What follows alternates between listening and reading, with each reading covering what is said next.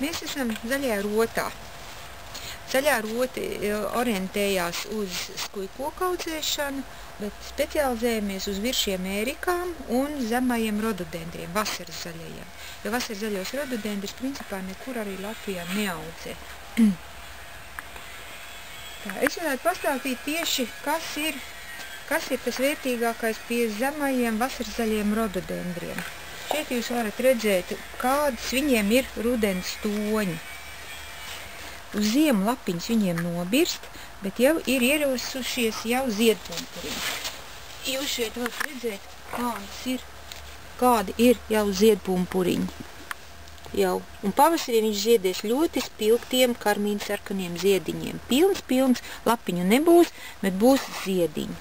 Šie augi sasniedz apmēram 60 cm augumā, uz metru platumā. Ja runājam par ziemcietību, tad šie augi ir, manā skatījumā, pietiekami izturīgi mūsu Latvijas apstākļiem.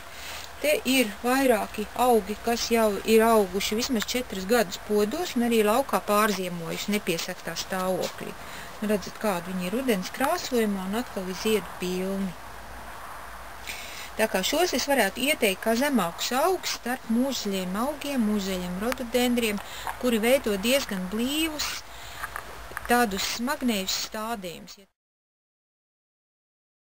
Virši, kuri daļai jau noziedējuši, teiksim, šie ir baltie virsīši, ziediņi jau ir noziedējuši, palikušas ir tikai noziedējušās ziedkopiņas, kuras pie kopšanas pavasarī vēlams apgriezt. Šādi, vismaz tik augstu. Tas nozīmē, ka augsts šeit nāks jauni dzinumiņi, un viņi atkal veidos skaistu ziedkopiņas. Atstājot šīs vietas paliek plikas, un te veidojas krūms uz augšu, līdz ar to viņš bojā, nav tik līdz skats, paliek tādi kaulaini. Tā kā katru pavasaru noziedējušie ziediņi ir jānogriež viršiem. Pie ieziemošanas bieži jautājumi ir, kā labāk, ka bieži izkrīt un nepārziemo.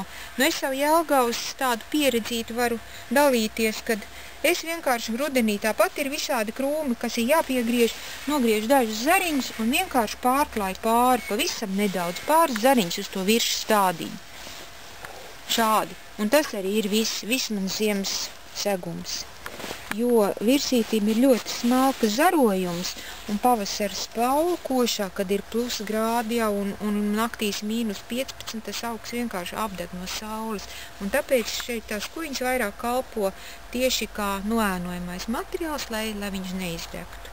Un šādi ļoti labi saglabājās virši un ēriks, un nav bijušas problēmas nekādas. Lielākā daļa virši jau ir noziedējusi, bet šeit ir tagad pat sākuši ziedēt pumpuru viršu. Un pumpuru virsīts viņš ir interesants tas, ka viņam ir pumpuriņš, un viņš neatverās ziediņš. Un šis pumpuriņš vienu gadu, kad bija ļoti silta ziema, tādā krāsā stāvēja līdz februāra mēnesim.